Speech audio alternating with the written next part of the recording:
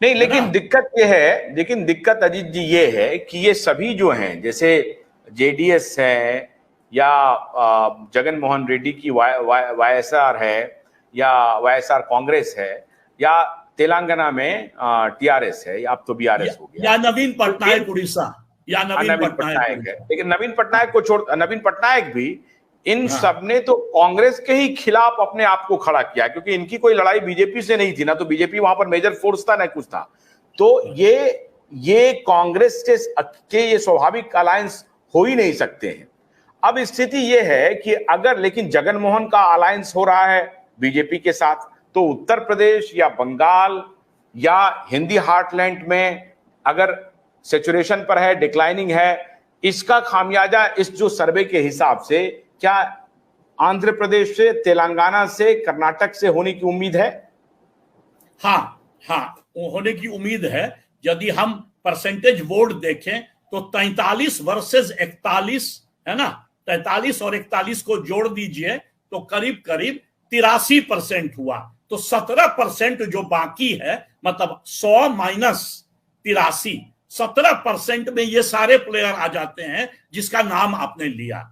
नवीन पटनायक हो उड़ीसा के, जगन मोहन रेड्डी आपने कहा आंध्र से, केसीआर तेलंगाना से, कर्नाटक में, खैर कर्नाटक में जनता दल सेकुलर, क्योंकि ये अलायंस बाद में हुआ है तो शायद इसको जोड़ा नहीं गया एनडीए अलायंस में। मायावती बहुजन समाज पार्टी यूपी में, वो भी अभी किसी के साथ नहीं है, तो वो भी उसी 17% में आएगी। तो 83% चला गया, 100 में 83 चला गया एनडीए और इंडिया को 45 41, और 17% में बाकी सब। तो उस 17% में याद रखिएगा ओवैसी साहब भी हैं एमआईएम के, तो वो शायद पता नहीं जाएंगे कि नहीं एनडीए के साथ। छोटे छोटे और भी कुछ खिलाड़ी हैं जो ना इधर हैं ना उधर हैं। इंडिपेंडेंट्स जो लड़ते हैं बहुत सारे इंडिया में, आज भी 52 से लेकर आज तक इंडिपेंडेंट्स कुछ हमेशा जीतते हैं। करीब करीब मैं तो कहूंगा 7 से 10% इंडिपेंडेंट्स जीतते हैं। अब इस सर्वे के हिसाब से साउथ डिस्कस कर लिया हम लोगों ने, केरल में कुछ है नहीं एनडीए के पास। अब ये जो हरियाणा है या पंजाब है, पंजाब में भी सिचुएशन ब्लिंक कर रहा है। हरियाणा में इस बार सिचुएशन अपवार्ड नहीं है, डाउनवार्ड ही होगा। और इधर दिल्ली में भी हो सकता है कि जो अगर हिंदी हार्टलैंड होने के बावजूद भी दिल्ली में होगा। गुजरात और महाराष्ट्र में, हरियाणा, दिल्ली, गुजरात और महाराष्ट्र में इस सर्वे को अगर हम देखें तो वहां क्या कह रहा है मामला? तो देखिए सर्वे के साथ होता क्या है, क्योंकि टोटल सर्वे में करीब करीब यदि मैं चेक करूं करीब 26,000 वोटर का ही स्टडी था। सर्वे तो महंगा पड़ जाता है, तो 26,000 वोटर को रैंडम सैंपलिंग के बेसिस पर पूरे देश में लिया जाता है। 292 लोकसभा कंस्टिट्यूएंसी का ही स्टडी है।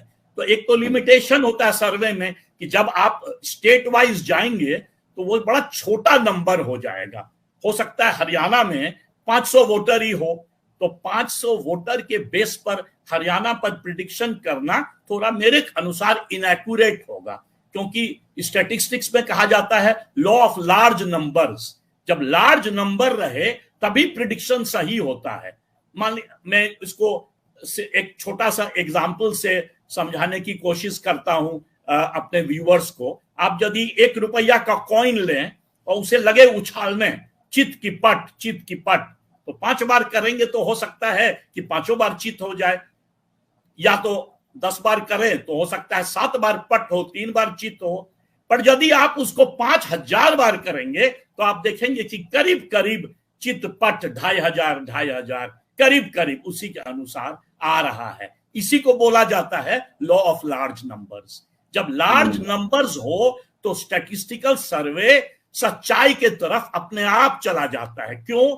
क्योंकि दुनिया में एक सिस्टम है, जैसे कि पूरे विश्व में यदि आप टोटल औरत का पॉपुलेशन और आदमी का पॉपुलेशन लें तो 50%, पर हो सकता है कि आपके घर में आपकी 8 बेटियां हो और किसी के घर में 4 बेटे हो, तो लगेगा कि अरे ये तो गर्ल्स वर्सेस बॉयज पॉपुलेशन अलग अलग है ना। तो पर पूरे विश्व में ये नेचुरल डिस्ट्रीब्यूशन होता है 50%, 50%। तो ये समझाने की, तो मैं इसलिए समझा रहा हूं, बच्चे भी यदि प्रोग्राम वॉच कर रहे होंगे, कि स्टैटिस्टिक्स जो है वो जब लार्ज नंबर्स पे आप करेंगे तो वो सच्चाई की तरफ अपने आप जो है एक्यूरेटली प्रिडिक्ट कर देता है।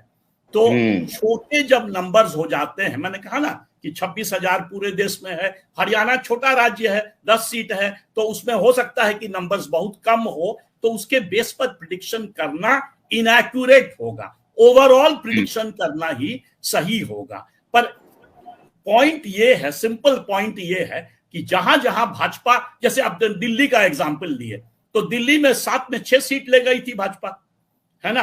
अब यदि कांग्रेस और आप एक साथ हो जाए तो भाजपा के लिए यह परफॉर्मेंस करना मुश्किल होगा लोकसभा में, ये हमारा कहना है। तो मान लीजिए डिक्लाइन ही होगा, मान लीजिए बढ़ोतरी हुआ तो 1 ही सीट का, डिक्लाइन तो हो सकता है 6 सीट का हो जाए, यही हम पॉइंट बनाना चाह रहे हैं। तो भाजपा अपने इलाके में जहां पर वो स्ट्रांग है वहां पर वो झाड़ू मार देगी, स्वीप कर जाएगी। बट स्वीप तो 2019 में भी कर गई थी। तो मैं ये कह रहा हूं स्वीप के बावजूद भी नंबर ऑफ सीट हायर